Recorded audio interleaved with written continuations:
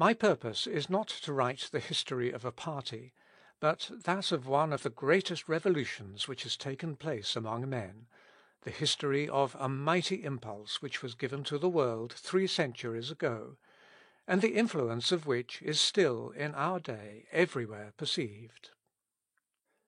The history of the Reformation is different from the history of Protestantism.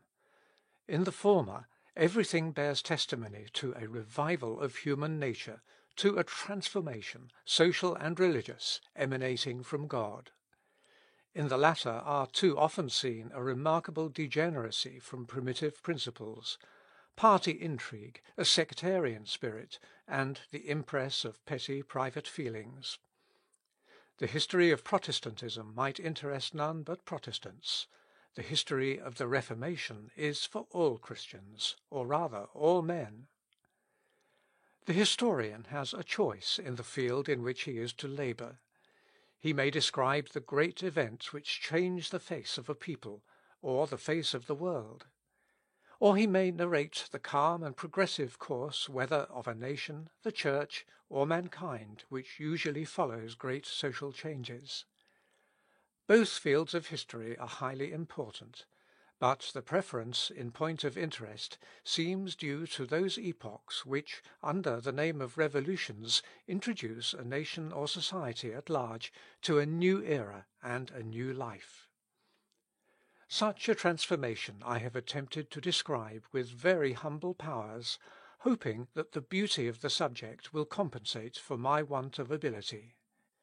In styling it a revolution, I give it a name which in our day is in discredit with many, who almost confound it with revolt. This is a mistake. A revolution is a change which takes place in the world's affairs. It is something new evolved, revolvo, from the bosom of humanity, and indeed before the end of the last century the term was oftener used in a good than a bad sense. They spoke of a happy, a marvellous revolution.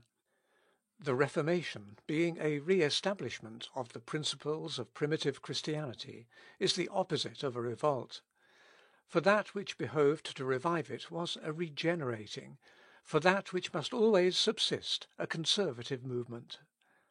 Christianity and the Reformation, while establishing the grand principle that all souls are equal in the sight of God, and overthrowing the usurpations of a haughty priesthood which presumed to place itself between the Creator and his creature, lay it down as a fundamental principle of social order, that all power is of God, and cry aloud to all, love your brethren, fear God, honour the King. The Reformation differs essentially from the revolutions of antiquity, and from the greater part of those of modern times. In these, political changes are in question, and the object is to establish or overthrow the ascendancy of one, or it may be of many. The love of truth, of holiness and eternity, was the simple yet powerful spring by which our Reformation was effected. It marks a step which human nature has taken in advance. In fact, if man, instead of pursuing only material, temporal, earthly interests, proposes to himself a higher aim, aspiring to immaterial and immortal blessings, he advances and makes progress. The Reformation is one of the brightest days of this glorious advance. It is a pledge that the new struggle, which is now being decided, will terminate in favour of truth, with a triumph still more pure, spiritual, and splendid. Christianity and the Reformation are the two greatest revolutions on record. Unlike the different political movements of which we read, they took place not in one nation merely, but in several nations, and their effects must be felt to the end of the world. Christianity and the Reformation are the same revolution, effected at different times and under different circumstances. They vary in secondary features, but are identical in their primary and principal lineaments. The one is a repetition of the other. The one ended the old world, the other began the new world. The Middle Ages lie between. The one gave birth to the other, and if, in some respects, the daughter bears marks of inferiority, she, on the other hand, has her own peculiar properties. One of these is the rapidity of her action. The great revolutions which have issued in the fall of a monarchy and the change of a whole political system, or which have thrown the human mind on a new course of development, were slowly and gradually prepared. The old power had long been undermined, and its principal buttresses had one after another disappeared. It was so on the introduction of Christianity. But the Reformation is seen at the first glance to present a different aspect. The Church of Rome appears under Leo X in all its power and glory. A monk speaks, and over the half of Europe this power and glory crumble away, thus reminding us of the words in which the Son of God announces his second advent: "As the lightning cometh out of the east, and shineth even unto the west, so shall also the coming of the Son of Man be." Matt. 24:27. This rapidity is inexplicable to those who see in this great event only a reform, and regard it as simply as an act of criticism which consisted in making a choice among doctrines, discarding some, retaining others, and arranging those retained so as to form them into a new system. How could a whole nation, how could several nations, have so quickly performed an operation so laborious? How could this critical examination have kindled that fire of enthusiasm which is essential to great and, above all, to rapid revolutions? The Reformation, as its history will show, was altogether different. It was a new effusion of the life which Christianity brought into the world. It was the triumph of the greatest of doctrines, that which animates those who embrace it with the purest and strongest enthusiasm, the doctrine of faith, the doctrine of grace. Had the Reformation been what many Catholics and many Protestants in our day imagine, had it been that negative system of negative reason which childishly rejects whatever displeases it, and loses sight of the great ideas and the great truths of Christianity, it had never passed the narrow limits of an academy, a cloister, or a cell. It had nothing in common with what is generally understood by Protestantism. Far from being a worn out, emaciated body, it rose up like a man of might and fire. Two considerations explain the rapidity and the extent of this revolution. The one must be sought in God, and the other among men. The impulse was given by a mighty and invisible hand, and the change effected was a divine work. This is the conclusion at which an impartial and attentive observer, who stops not at the surface, necessarily arrives. But the historian's task is not finished, for God works by second causes. A variety of circumstances, many of them unperceived, gradually prepared men for the great transformation of the 16th century, and accordingly the human mind was ripe when the hour of its emancipation pealed. The task of the historian is to combine these two great elements in the picture which he presents, and this has been attempted in the present history. We shall be easily understood when we come to trace the second causes which contributed to the Reformation, but some perhaps will not understand us so well, and will even be tempted to tax us with superstition when we attribute the accomplishment of the work to God. The idea, however, is particularly dear to us. This history, as indicated by the inscription on its title page, places in front and over its head the simple and prolific principle, God in history. But this principle being generally neglected, and sometimes disputed, it seems necessary to expound our views with regard to it, and thereby justify the method which we have seen it proper to adopt. History cannot in our day be that lifeless series of events which the greater part of previous historians deemed it sufficient to enumerate. It is now understood that in history as in man are two elements, matter and spirit. Our great historians, unable to satisfy themselves with a detail of facts, constituting only a barren chronicle, have sought for a principle of life to animate the materials of past ages. Some have borrowed this principle from art, aiming at vivid, faithful, and graphic description, and endeavouring to make their narrative live with the life of the events themselves. Others have applied to philosophy for the spirit which should give fruit to their labours. To facts they have united speculative views, instructive lessons, political and philosophical truths, enlivening their narrative by the language which they have made it speak, and the ideas which it has enabled them to suggest. Both methods doubtless are good, and should be employed within certain limits. But there is another source, to which, above all others, it is necessary to apply for the spirit and life of the past. I mean religion. History should be made to live with its own proper life. God is this life. God must be acknowledged, God proclaimed in history. The history of the world should purport to be annals of the government of the Supreme King. I have descended into the field to which the narratives of our historians invited me, and there seen the actions of men and of states in energetic development and violent collision. Of the clang of arms I have heard more than I can tell, but nowhere have I been shown the majestic form of the judge who sits umpire of the combat. And yet in all the movements of nations there is a living principle which emanates from God. God is present on the vast stage on which the generations of men successively appear. True, he is there a God invisible, but if the profane multitude pass carelessly by because he is concealed, profound intellects, spirits which feel a longing for the principle of their existence, seek him with so much the more earnestness, and are not satisfied until they are prostrated before him. And their inquiries are magnificently rewarded.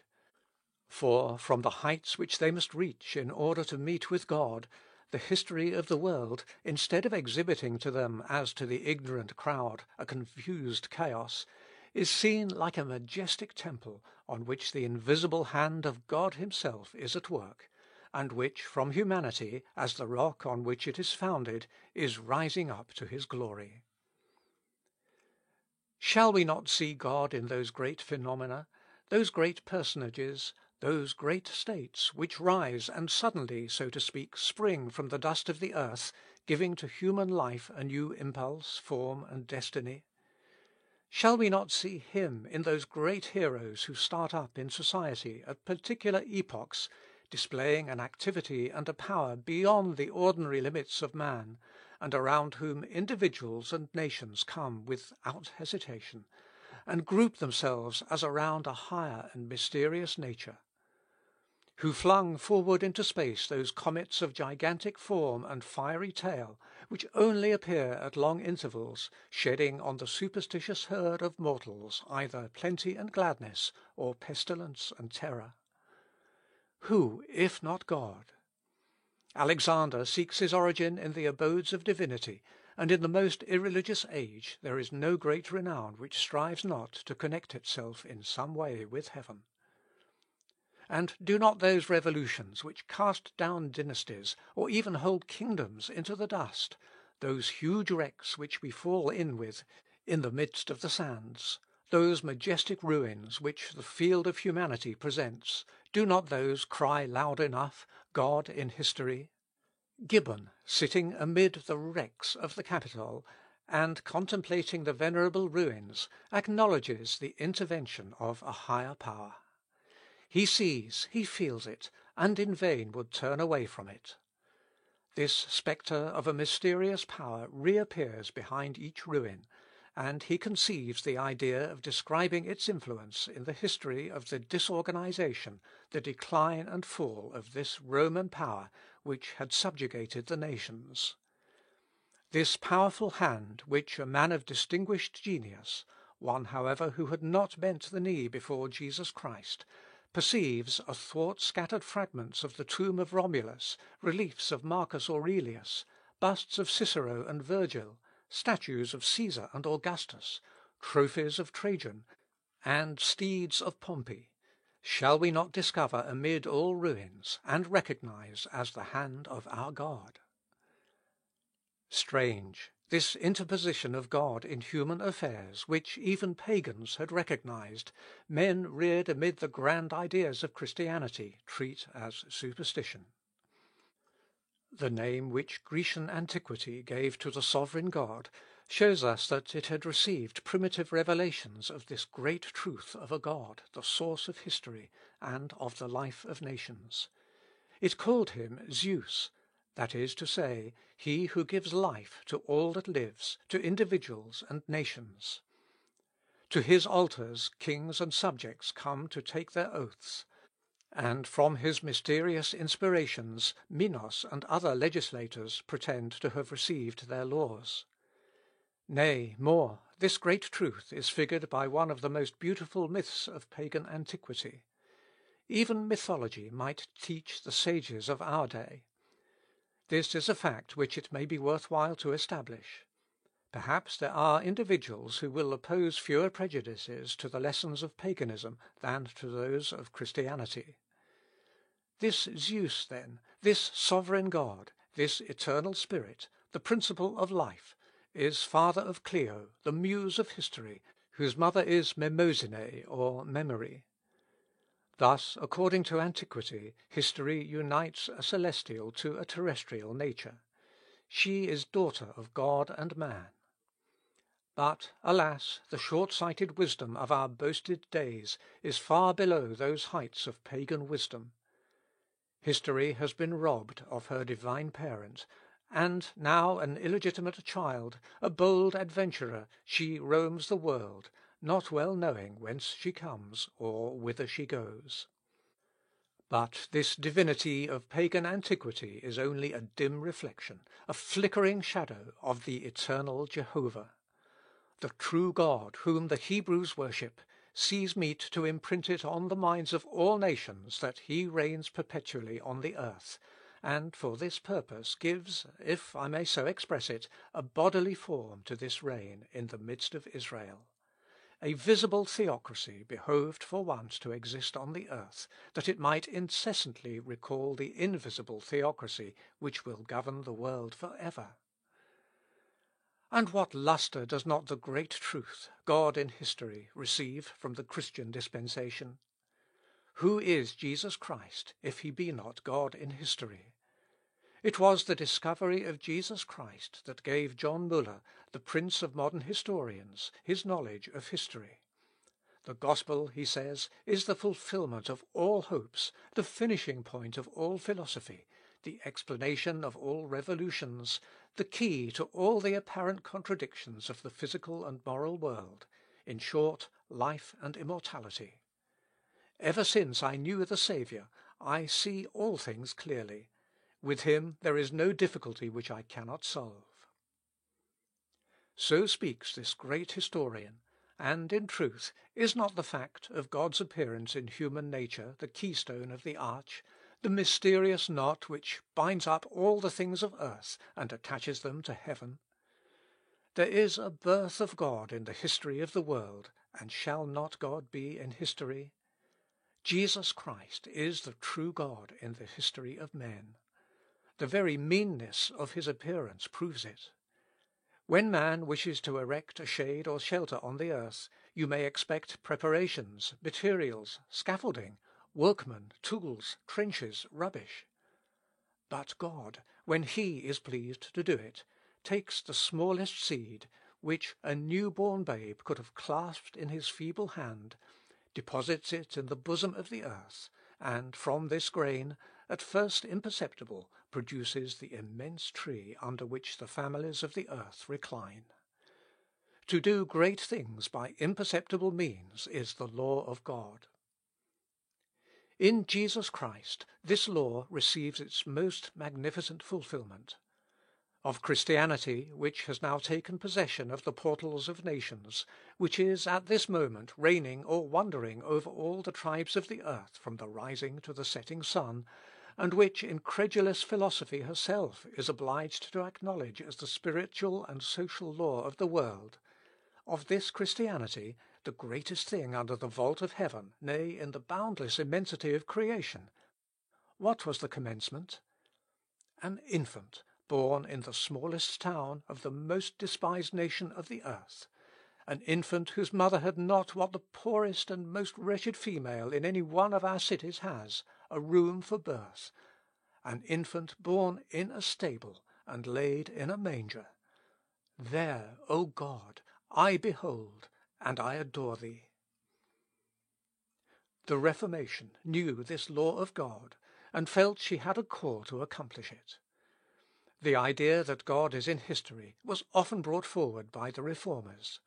In particular, we find it on one occasion expressed by Luther under one of those grotesque and familiar yet not undignified figures which he was fond of employing in order to be understood by the people. "The world," said he one day at table among his friends, "the world is a vast and magnificent game at cards, consisting of emperors, kings, and princes. For several ages the pope has beaten the emperors, princes, and kings who stooped and fell under him. Then our Lord God came and dealt the cards, taking to himself the smallest, Luther, and with it has beaten the pope who beat the kings of the earth. God used it as his ace.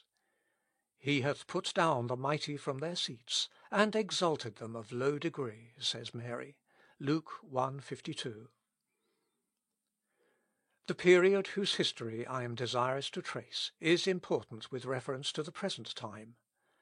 Man, on feeling his weakness, is usually disposed to seek for aid in the institutions which he sees existing around him, or in devices, the offspring of his own imagination.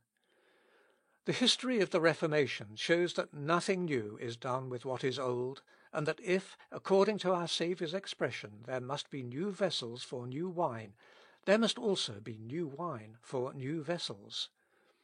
It directs man to God, the sole actor in history, to that divine word, always ancient from the eternity of the truths which it contains, always new by the regenerating influence which it exerts, which 3 centuries ago purified society, restoring faith in God to those whom superstition had enfeebled, and which at all epochs in the world's history is the source from which salvation proceeds.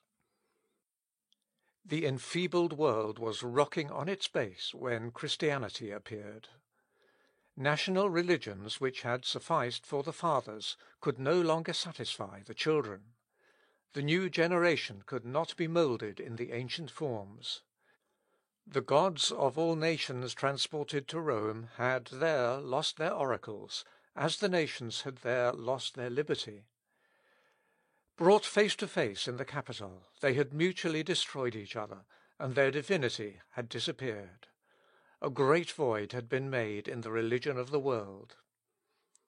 A kind of deism, destitute of spirit and life, kept floating for some time over the abyss in which the vigorous superstitions of the ancients were engulfed. But, like all negative beliefs, it was unable to build. Narrow national distinctions fell with the gods, and the nations melted down into one another. In Europe, Asia, and Africa, there was now only one empire, and the human race began to feel its universality and its unity. Then the Word was made flesh. God appeared among men, and as a man, to save that which was lost. In Jesus of Nazareth dwelt all the fullness of the Godhead bodily.